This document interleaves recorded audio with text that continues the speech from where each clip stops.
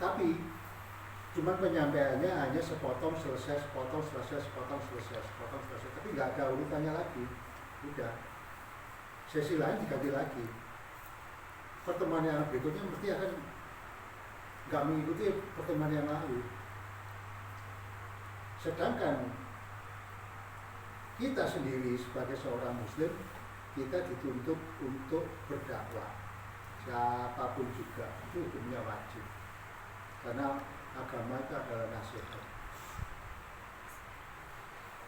Sesuai dengan ajaran-ajaran dari Al-Quran.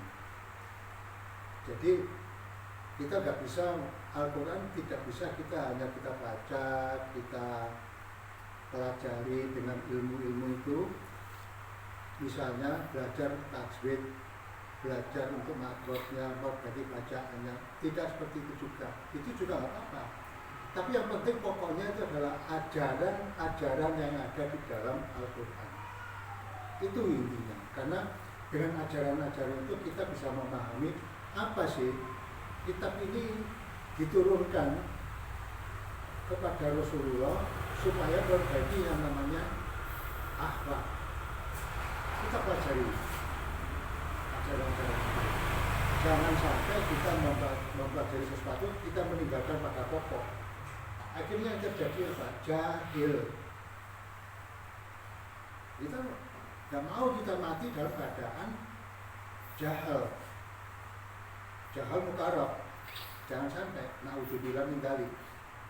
Karena kalau sudah kita masuk ke ranah situ, ke jahil, berarti kita sama dengan orang yang bodoh. Sayang sekali. Kita ada usia, ada umur, ada waktu. Kita luangkan, ayo kita bahas agama Allah ini. Biar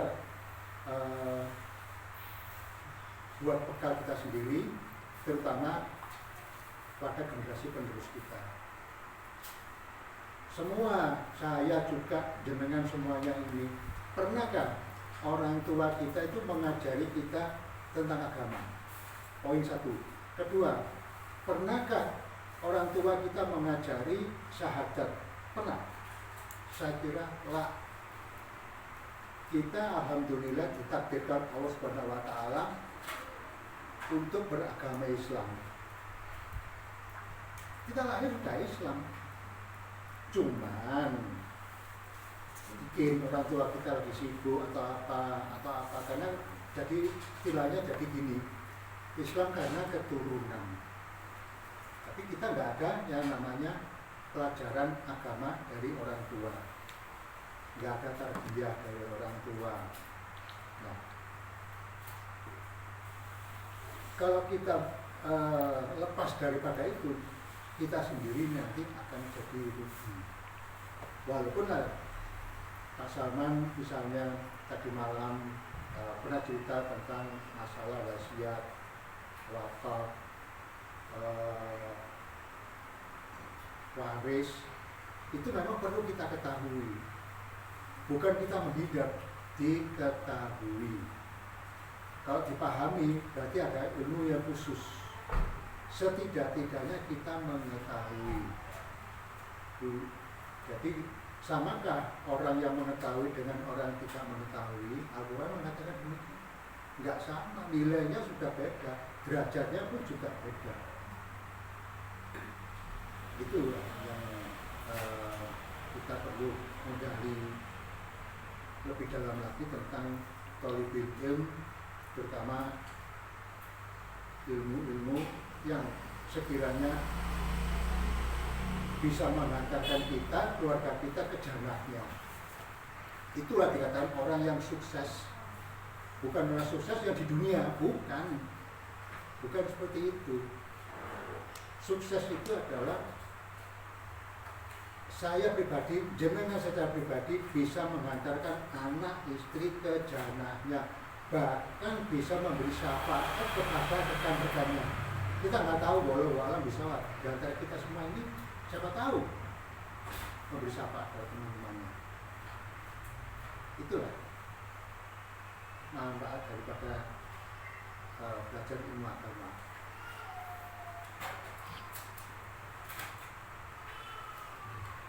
gimana Pak Saman, apa sudah tentang masalah tentang wasiat sudah bisa dilanjutkan untuk wasiatnya? Gimana Mas? Ini sesuai skema kemarin kan surat wasiat belum bisa full. Mungkin wasiat tapi bersyarat. Ya, apa? Jadi bukan surat wasiat. Ya. Bukan wakaf. Wakaf bersyarat. Ya. Bukan Ya. surat wasiat. Bukan wasiat. Kalau wasiat kan sudah populer ya. Kebanyakan orang ya patokannya di sepertiga. Tapi yang patokan yang barusan terakhir tadi, yang saya sampaikan tadi, itu belum populer ya. Wasiat bisa keseluruhan tadi. Sebenarnya sudah. Oh gitu. Nah, sudah. Banyak kan orang itu lebih condongannya kepada yang memang yang kisahnya saat dinabu wakos. Iya.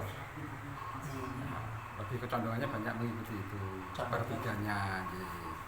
Tapi juga yang kisahnya Umar menyerahkan semuanya, Abu Thalha itu ya sebenarnya sudah umum juga. Ya semuanya kan opsi, Mas Iman. Jadi seperti pemahaman mazhabnya Imam Syafi'i sama Imam Ahmad, masalah sikoh pun juga gitu kan. Sigotnya itu kalau Imam Syafi'i kan harus berucap. Antum sama ana misalnya berjabat tangan, sigot gitu. Tapi kalau Imam Ahmad tidak. Antum ngasih sesuatu diniatkan dengan wakaf, ini ya sudah, walaupun nggak ada sigotnya, jadi seperti itu. Belum nanti kalau Imam Ahmad, kalau Imam Syafi'i permanen namanya wakaf itu permanen sudah. Tapi kalau Imam Ahmad kan enggak, bisa berjangka 10 tahun. Kepemilikannya kalau Imam Syafi'i memandang itu permanen. Jadi, kalau Imam Ahmad kepemilikannya tidak permanen. Jadi seperti itu. Nah ini tinggal pemilihan keyakinan aja mau yang mana kan. Gitu. Kalau dasarnya kuat. Tapi semuanya benar. Karena mereka juga yang kita yakini imam-imam yang 3 generasi itu kan. Jadi Ya, mau yang mana? Iya, kemantapan jenengan yang mana? Kalau dasarnya kuat semua. Kalau dasarnya memang kuat semua, ya dibuat sekarang. Kalau toh nanti ada yang bertentangan, misalnya Iya. di perjalanan ini ada yang bertentangan dengan syariat, ya kita koreksi. Iya. Gimana? Kalau misalnya gitu. Kalau saran saya Ya. itu tadi yang saya telepon jenengan itu yang pertama mengenai wasiat, monggo nggak apa-apa jenengan membuat surat wasiat. Hanya di situ tidak ada kata untuk wakaf. Artinya hanya sebuah niatan untuk mewakafkan, tapi bukan ikrar atau sigotnya. Jadi seperti itu. Nah, soal nanti nilainya berapa itu terserah jenengan. Jenengan mau mewakafkan keseluruhannya atau hanya sepertiga. Tapi menurut saran saya menggunakan yang sepertiga aja dulu. Qadarullah nanti di depan dan Allah memberikan umur panjang, jenengan banyak rezeki berlimpah, jenengan mau mewakafkan semua ya monggo, tapi dengan catatan tadi ahli waris jenengan sudah meyakini mereka adalah orang yang berkecukupan, tidak ada yang masuk ke dalam kemelaratan, jadi seperti itu. Kalau itu memang semuanya sudah terpenuhi ya insya Allah monggo jenengan mau wakaf semuanya dibolehkan, kalau secara dalil pun boleh. Tapi kalau jenengan mau yang ambil sepertiga pun juga boleh. Jadi, hanya kelaziman keumuman. Orang itu kan mesti Indonesia itu kan ritmenya seneng yang umum-umum, yang lazim-lazim gitu kan gitu loh. Kenapa orang menggunakan kunut? Ya karena orang melihat banyak yang menggunakan kunut. Tetapi apakah mereka yang menggunakan kunut salah? Ya nggak bisa juga kan gitu. Mereka juga punya dasar. Jadi seperti itu. Dan apakah mereka yang memakai kunut itu ngerti ilmunya? Belum tentu. Iya kan? Belum tentu. Karena ikut-ikutan jadi gitu. Tapi karena kita sudah di dalam majelis halaqah seperti ini, insya Allah mudah-mudahan selalu dibimbing Allah dan dilindungi, ya mudah-mudahan kita memberikan keyakinan itu sesuai dengan dalil syariatnya itu. Jadi gitu. Jadi tadi niat wasiat dulu untuk Ya. akad wakafnya belum. Jadi untuk objek tidak perlu disampaikan atau Ya, ditulis juga? harta yang saya miliki Tetap di baik sekali ya, karena apa? Karena itu kan merupakan kita nggak tahu ya umur kita. Saya hanya itu aja. betul, betul. Apakah sampai besok, sampai Ramadan kita nggak tahu. Iya. Tetapi dengan berwasiat, jenengan sudah merupakan melaksanakan kewajiban yang disampaikan Pak Wahyu tadi malam dalil itu. Nah, artinya kan sudah itu gitu loh.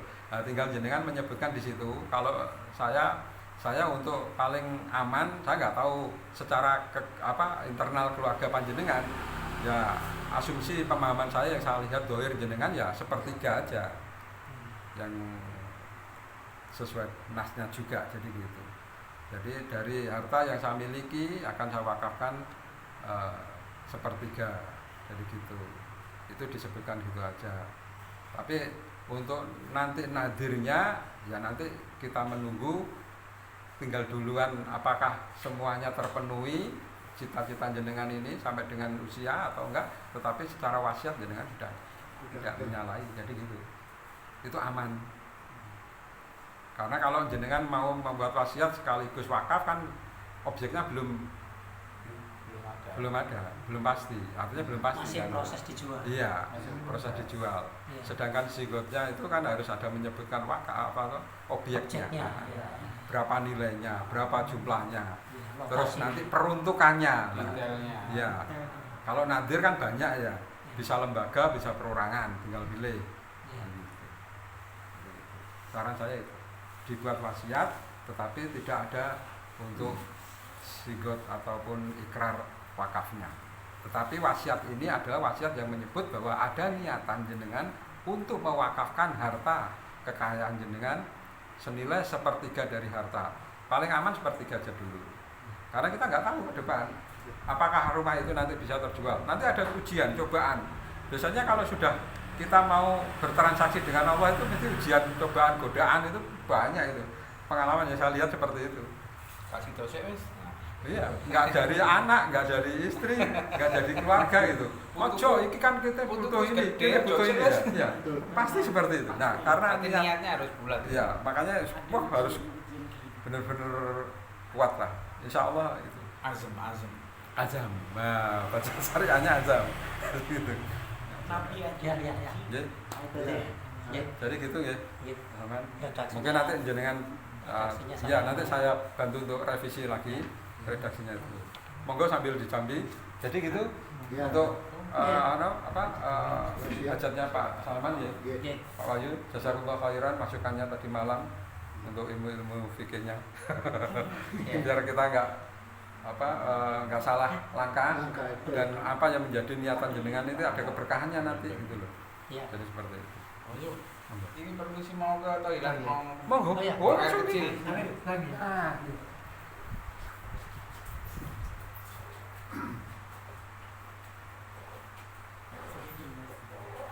Tadi malam kan saya sampaikan, saya tanyakan, kita mengikuti ulama klasik atau kita mengikuti ulama kontemporer? Karena kalau kita sudut pandang kita lebih cenderung ke ulama klasik. Ulama klasik Zaman dulu. zaman dulu. Kalau sekarang kan ada ulama kontemporer, Modern. modern istilahnya. Kan dulu yang namanya dikatakan zakat profesional kan nggak ada. Karena kontemporer jadi ada. Betul. Ulama kontemporer itu ulama mutaakhirin. Makanya saya kalau kemana-mana itu mesti menyampaikan ke teman-teman atau siapa yang saya tahu itu kita ikuti ulama yang mutaqabbidimin. Jadi yang orang-orang yang salah. Karena kalau ulama kontemporer itu kebanyakan ro'yu dan ilmu kalamnya lebih dominan. Kenapa seperti itu? Ya karena sejarah. Ketika zaman Khalifah Ibnu Abbas itu sudah mulai ulama-ulama itu dikirim ke Yunani untuk belajar masalah ini. Ya termasuk zamannya yang paling puncak-puncaknya ya Khalifah Ma'mun, Al-Ma'mun, sampai Imam Ahmad di penjara sampai 3 atau 4 dinasti ya. Jadi seperti itu. Dan sampai sekarang akhirnya diikuti terus, muncullah firqah-firqah itu. Kalau firqah mulai zaman Imam Hanafi sudah muncul, namanya Mutazila, Ya. Maturidiyah itu sudah muncul kan seperti itu. Jadi gitu. Ya gitu mungkin Pak. Ya. Dan mungkin karena waktu juga monggo nanti dilanjut ini langsung masuk ke sesi. Ya. Jadi ketiga Jadi kita serahkan pada kita Pak lanjut. Wahyu Sebelumnya kita berdoa. akidahnya. Subhanaka ilmalana ilama alam tanah inna Allahumma min ilmi Pak Allahumma inna sallallahu menafi'an. Pada sesi yang kedua waktu yang lalu kita pada posisi hawa nafsu. Jadi hawa nafsu itu adalah suatu perbuatan togut yang disembah selain Allah Ta'ala. Kita menurutkan hawa nafsu sama dengan kita keluar dari jalur apa yang ditentukan oleh Allah Subhanahu wa Ta'ala. Yang ketiga kita membahas tentang togut, yakni tukang sihir. Tukang sihir adalah togut karena ia mengklaim mampu mempengaruhi berbagai hal. Ia mengaku mampu menimpakan bahaya kepada siapa saja yang dikehendakinya dan mengaku mampu menghilangkan bahaya dari siapa saja yang dikehendakinya. Padahal ini termasuk kekhususan Allah Ta'ala yang paling istimewa sebagaimana sudah dijelaskan di depan. Jadi kalau misalnya kita mendatangi sesuatu dukun atau sejenisnya, kita minta ramal, minta apa, itu yang tidak diperbolehkan. Itu masuk ke dalam ranah syirik. Itu tidak boleh. Dia mengaku memang saya bisa melihat mendatangkan roh siapa saja. Padahal tidak bisa sama sekali karena roh itu ada di tangan Allah. Roh-roh orang yang mukmin itu ada di iliyin. Pernah suatu ketika Syekh Al-Albani, Nasruddin Al-Albani mendatangi seorang tukang sihir atau dukun. Dia datang. Kedatangannya beliau ini sampai tukang sihir itu gemeter, kaget, dan hampir-hampir dia semaput. Karena apa? Ditanya, ya Syekh, ada apa gerangan kaki Anda melangkah kemari? Karena dia sendiri tahu Syekh Nasruddin Al-Albani itu siapa. Ditanya, setelah itu Syekh menjawab, saya kemari ingin kau datangkan ruhnya Imam Al-Bukhari. Saya ingin menanyakan hadis ini. Apa jawabnya? Saya nggak mampu. Saya nggak bisa. Sudah. Nggak perlu dipanjang lebar. Beliau Syekh keluar. Itulah. Jadi dia mengaku-ngaku bisa mengetahui yang ke depan. Oh kamu begini nanti begini. Itu enggak. Karena takdir ada di Allah Subhanahu wa Ta'ala. Yang paling mengetahui adalah cuma Allah, bukan dia. Karena dia sendiri adalah makhluknya Allah.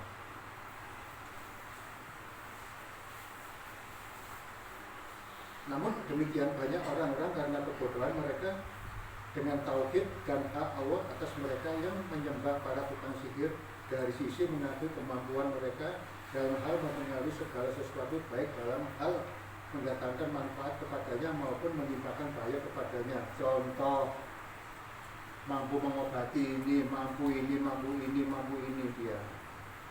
Akhirnya apa dia? Keseret ke dalam suatu hal yang sekiranya itu haram hukumnya. Dia meyakini, akhirnya apa yang terjadi? Dia menyembah pada orang itu karena dia taat sekali. Taat saja sudah sama dengan dia menyembah. Menghamba, dirinya menghamba kepada orang tersebut. Itu yang nggak boleh. Ada tukang tenun juga, mampu mengobati dengan media telur katanya. Apa yang terjadi? Nggak bisa, nggak sembuh juga. Beliau Pak Salman mengobati dengan cara syariat. dengan cara bekam. Itu yang dianjurkan. Dan kesembuhan itu ada di tangan Allah Subhanahu wa Ta'ala. Kita nggak bisa berbuat apa-apa, kita hanya berikhtiar saja.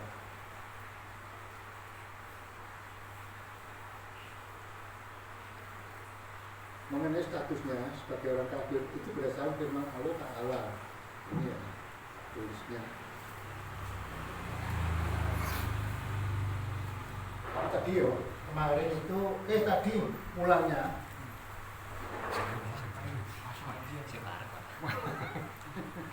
ini Pak Wahyu yang kemarin saya ceritakan Ramadan bersama Rasulullah. Di sini ada majelis 1 sampai 30. Tadi saya baru pulang dari Binor, langsung tak bawa kemari wis. Kenapa kita tak sampaikan sedikit ya, biar kita nggak keluar dari yang namanya rel apa itu Ramadan, apa itu bukan suatu ritual yang tahunan sehingga kita merayakan berlebihan. Inna mubasyirin kanu ikhwana sayatin. Begitu Pak dia.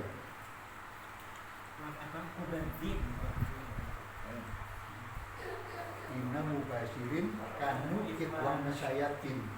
Siapa yang hidupnya boros, dia berkawan dengan syaiton. Jadi kalau kita menghamburkan harta untuk suatu yang untuk keperluan padahal itu nggak ada, itu sama dengan kita hidupnya boros. Itu kawannya syaiton. Syaiton itu harus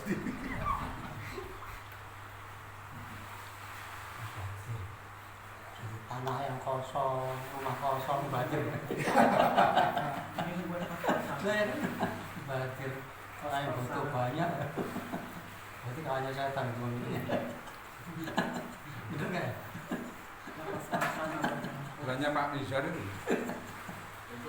warosa, warisan itu. warisan. Nah, rumah kosong di sini. Sini banyak. Wah, Sampai rusak malah. sampai berumur ini rumputnya itu. Tapi ditulisi, dijual, dikontrakan ya tidak laku. Ya apa? Enggak niat. Hah? Enggak niat.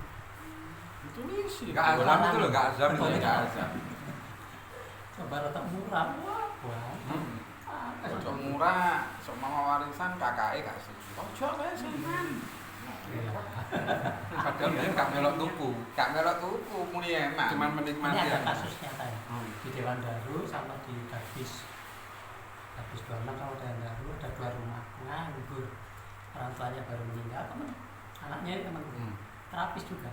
Terapis. Si saudaranya itu mempersulit untuk proses waris. Mempersulit. Kebanyakan gitu.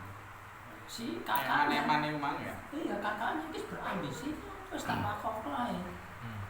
Tak lakon sampai ke pengadilan, sampai ke ustad keliling. Tak kenal sebenarnya tak kenal Ustad Dono enggak. Karena waktunya tak kenal Ustad yang di lainnya lagi.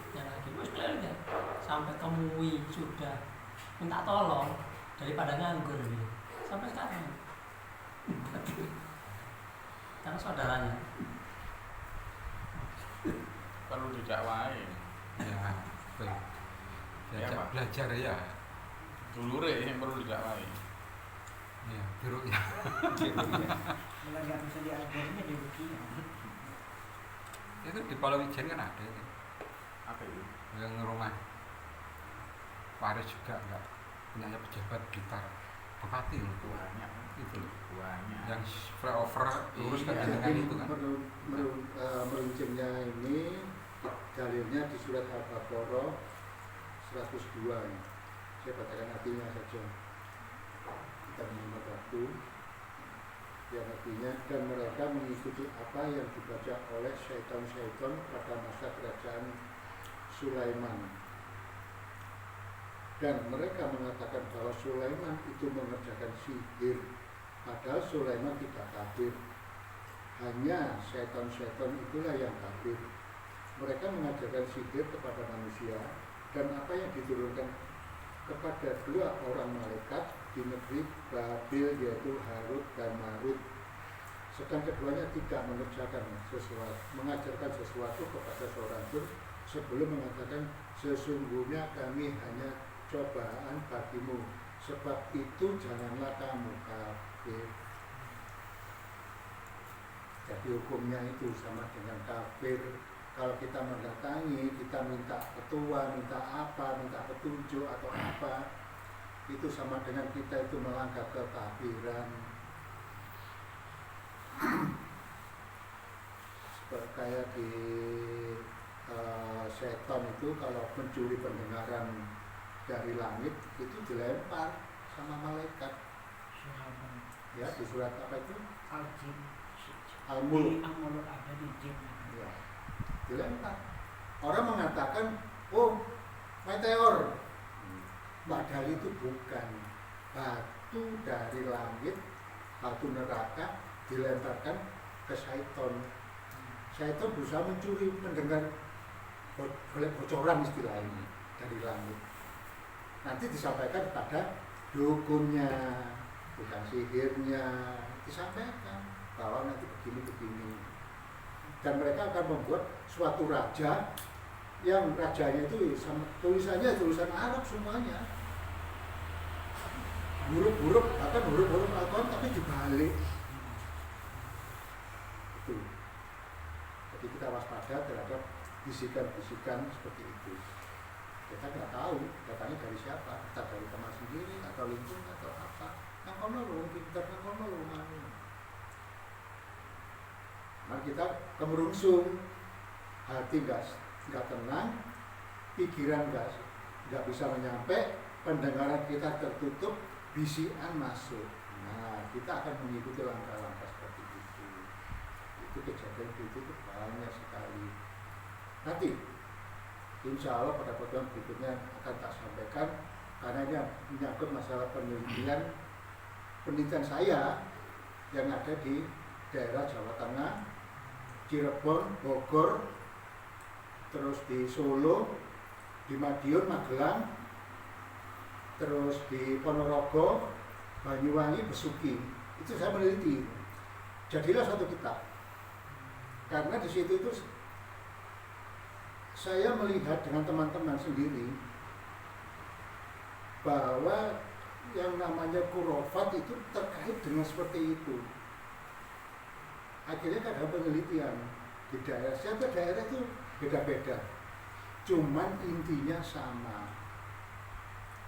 Jadilah kita menulis suatu kitab, jadilah suatu kitab itu kita terbitkan, sempat dibredel, tidak boleh beredar. Toko Bayakub didatangi, toko mana didatangi, penerbit pun didatangi, tidak boleh beredar.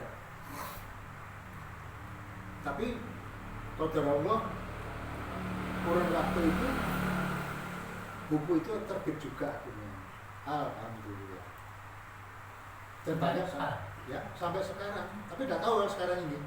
Tapi yang jelas saya pegang buku itu hasil dari penelitian, diterbitkan, cuma berapa eksemplar waktu itu sudah sangat amat menyinggung. Cuman beliau-beliau yang toko buku itu nggak mau menyebutkan siapa orangnya, karena kerahasiaan. Ada disebutkan, mungkin saya digelutuk, tidak tahu.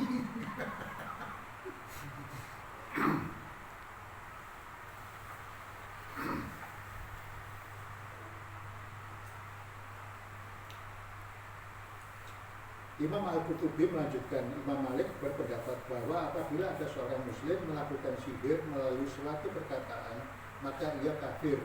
Itu tadi, dia harus dibunuh, tidak dimintai untuk bertaubat, dan seandainya bertobat pun tobatnya tidak akan diterima karena ia melakukannya dengan sembunyi-sembunyi sebagaimana orang sindik.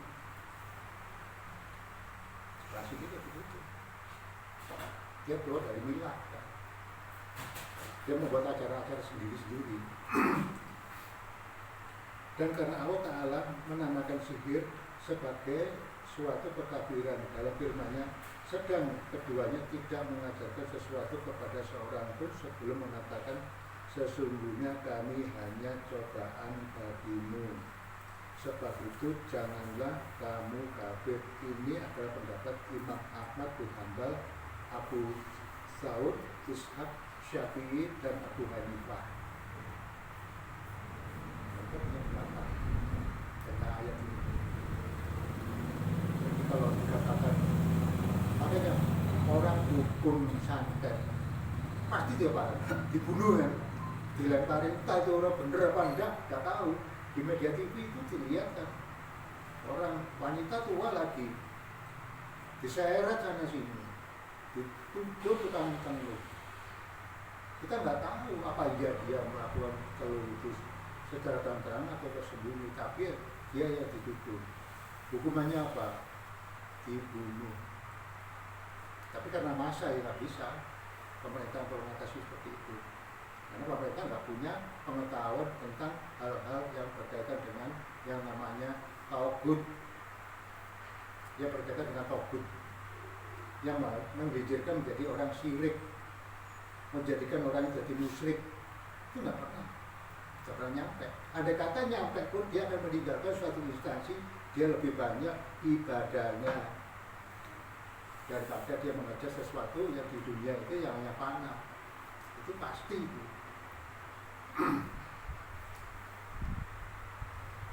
Lanjut, yang keempat adalah dukun al-kahin.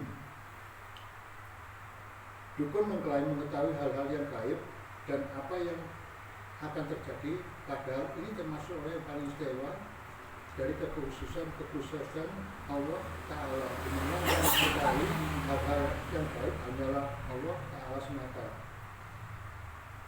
Dalilnya ini